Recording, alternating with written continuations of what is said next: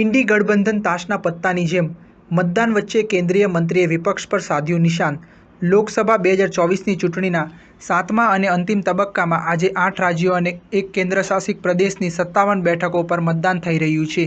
ત્યારે કેન્દ્રીય મંત્રી લોકસભા બેઠકના અપના દળના ઉમેદવાર અનુપ્રિયા પટેલે મત ઇન્ડિયા ગઠબંધનને લઈને નિવેદન આપ્યું હતું। આજે લોકસભા ચૂંટણી 2024નો છેલ્લો તબક્કો છે। આ તબક્કામાં ઉત્તર પ્રદેશની 13 લોકસભા બેઠકો પર મતદાન થઈ રહ્યું છે। ત્યારે કેન્દ્રીય મંત્રી અને મિર્ઝાપુર લોકસભા બેઠકના અપના દળના ઉમેદવાર અનુપ્રિયા પટેલ મતદાન કેન્દ્ર પર પહોંચીને પોતાનો મત આપ્યો હતો।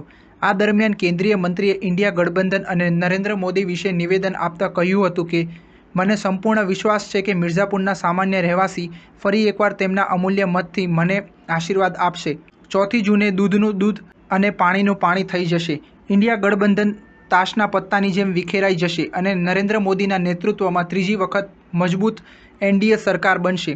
નોંધનીય છે કે ઉત્તર પ્રદેશમાં આજે મહારાજગંજ, ગોરખપુર, કુશીનગર, દેવરિયા, બાંસગાંવ, ઘોસી, સલેમપુર, બલિયા, ગાઝીપુર, ચંદૌલી, વારાણસી, મિર્ઝાપુર અને રોબર્ટ્સગંજ બેઠક પર મતદાન થઈ રહ્યું છે। સ્ટાર ન્યૂઝ 7 હંમેશા સચ્ચાઈની સાથે।